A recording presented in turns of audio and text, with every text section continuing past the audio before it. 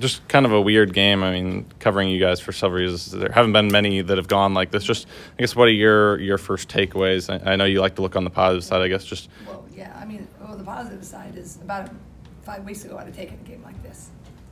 You know? It's just like it's your perspectives can so quickly change, right? When it's tough sledding and it's not quite, wasn't going our way, and then you get to a point where your expectations are higher, and then you have a game that's like, whoa. But, sluggish games happen. I mean, I think you can look at probably every sport, if you probably ask Don Staley, or sometimes you just win and you would just win and it's like, oh, we weren't really happy with any aspect, right? Sluggish games are going to happen, and I think we just got to learn from it. I talked with the players, you just find a way, and I just felt like we just never were ever getting all of our pistons firing at the same time. But I know both sides, and I think when you're a competitor is like, every ugly win will forever be better than a pretty loss.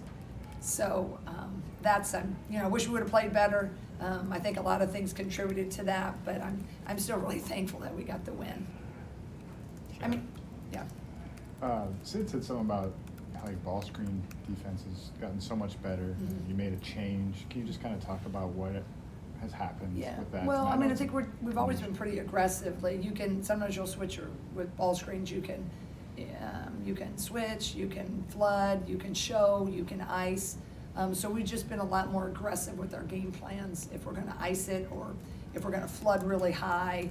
And I just think that ball screen defense is they've really locked in to try to disrupt the flow. And so we've just been a lot more aggressive in trying to do everything a little bit higher and more aggressively with the ice or the high floods. But Jan, I wouldn't dare compare anybody to number 22. But as far as a production standpoint, when nothing's working for your offense, Lucy can go and account for over half your points. Mm-hmm. Is there any parallel to maybe what you saw last year, where somebody can essentially get you out of a rut with the defense? Well, I think scorers do that. She was the third leading scorer last year behind Watkins and Caitlin. So they do that. And so when thankfully she's got into a better flow, right? We weren't doing that about 4 or 5 weeks ago. So I know, I look at the positive, but I think that is great that she's able to do that. So I think that's just as scorers and, 1, 2, 3, right? With Caitlin and Juju Watkins and Lucy. So I think I'm glad that she's fallen into that flow and she's able to get us a bucket when we need one. Jan, I mean, you guys have won in so many different ways this season, whether it be now slugfest tonight, going at Washington, putting up a lot of points. I guess what's the value of learning how to win games in different ways when not it all goes your way, but especially when postseason play comes up and everything? Well, I think that's the key is if you just kind of keep, if you can stack the wins, right? And, credit to Rutgers, like they haven't just hung it up, right? They've had a lot of different adversity.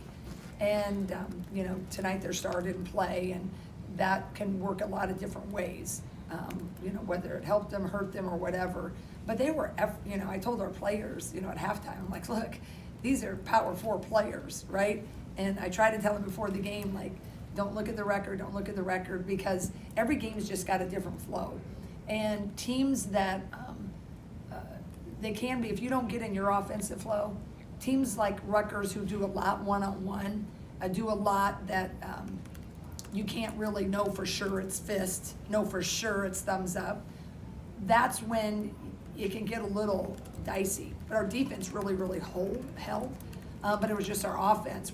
It's good that we were, defensively we're holding. So I think that, I think anytime you win confidently, because when you get into the one and dones, the Big Ten tournament and any tournament after that, I mean, it don't matter how you get to the next one. You just got to get there. And I think that's what we can draw upon. And certainly, I've wanted to play our best basketball in February, and I think we have, but not tonight.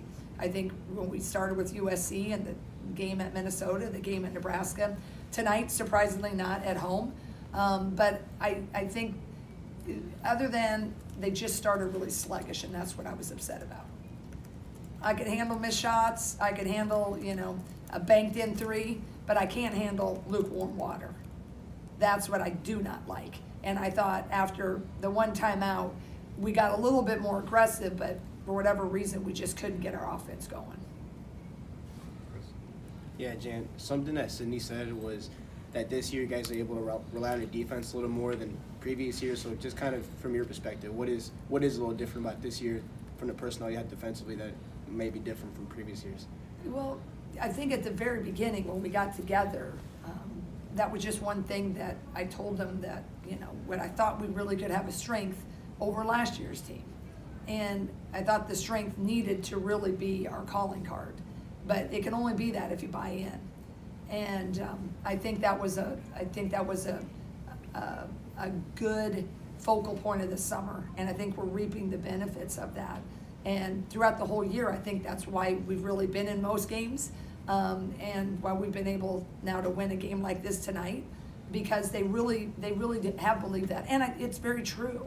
I mean, Lucy's a really good on-ball defender. Kylie didn't get as many minutes, but she was one of our better defenders last year. She just didn't see the court as much. She's a really good defender. Sid's always been a good defender. Hannah can defend. She's undersized a lot. So you got usually 3 or 4, depending who I have on the floor, that are always, most everybody would tell you they're pretty strong, staunch defenders. So they have done the work, they believe it, and I think that's really been the difference for us this year. Coach, I asked Lucy and Sid this. Obviously, it'll be much clearer when you all break down film, but just wondering from your perspective and from your opinion, what would you say is the one area that the team did well tonight, and what would be the one area that you would like to see the team improve on going forward? Well, I think, we held them, I think it was the least amount of points, Bailey told me, in a game since 2012. I think that was really good. I think our rebounding, I haven't really looked at it. Our rebounding, Sid, I guess, rebounding. We gave up a little bit there at the end, but I thought that was good because Rutgers, 20% of their scoring is rebounding. So I thought rebounding and defense. Offensively, we didn't have a lot of great flow, but we're struggling to throw it inside.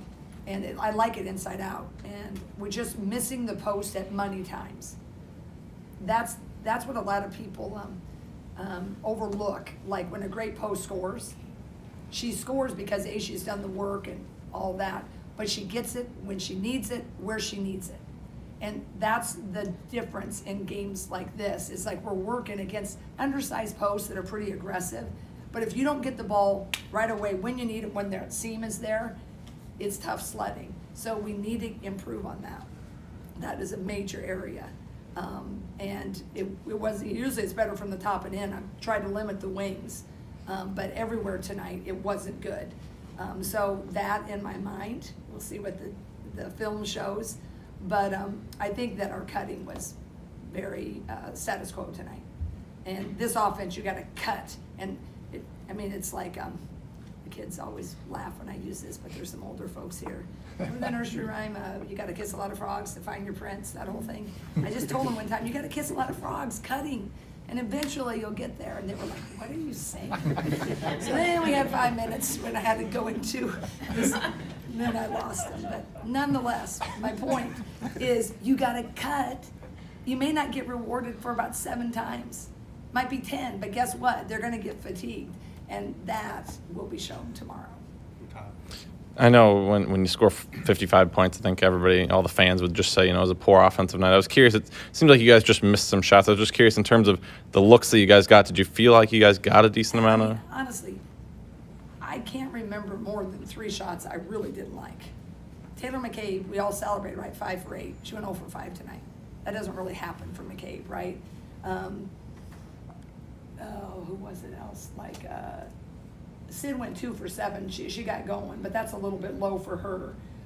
But then, we miss a lot of layups, right? That's the thing that's frustrating, because I think a missed layup, you hear the collective, right?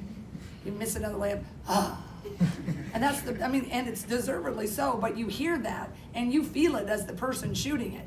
And then when you get to the bench, you're like, it's a damn layup, right? You know, it's like, it's, so that, I think there's a correlation. I would like to, in my free time when I retire, to study teams that miss bunnies in that first quarter. I want to see what their shooting percentage is. I bet you overall, there's kind of a tightness that happens, but we just missed shots tonight. I don't think our offense was good. I don't think it was as fluid or as sharp, the cuts. But I mean, Taylor usually hits a few, right?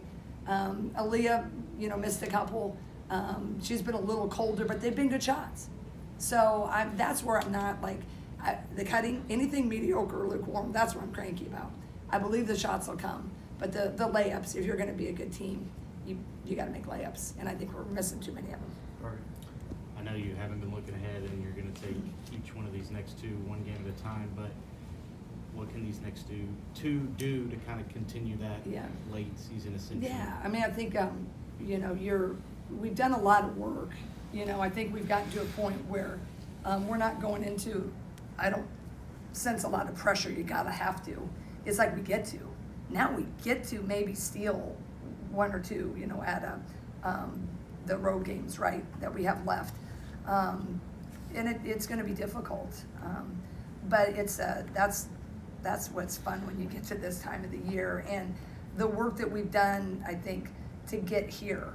I'm just so thankful, because 5 weeks ago, man, that would just seem like a distant opportunity to really go and be in the thick of it. But yeah, I mean, we have our standing board in our locker room, right? And we went above Minnesota, then we went above Nebraska, had a hold serve tonight. That's probably, maybe it's a little bit tight, you get in games like this, but it's not gonna, be easy at Ohio State. But I think if we get our shooting back and we play a little bit more free and fearless like we have in our wins, I think we can have a great opportunity. But that's all you hope, that you can get to a 50-50 game, right? And a month ago, that wasn't a 50-50 game probably. But now I think if we handle the press, it can be.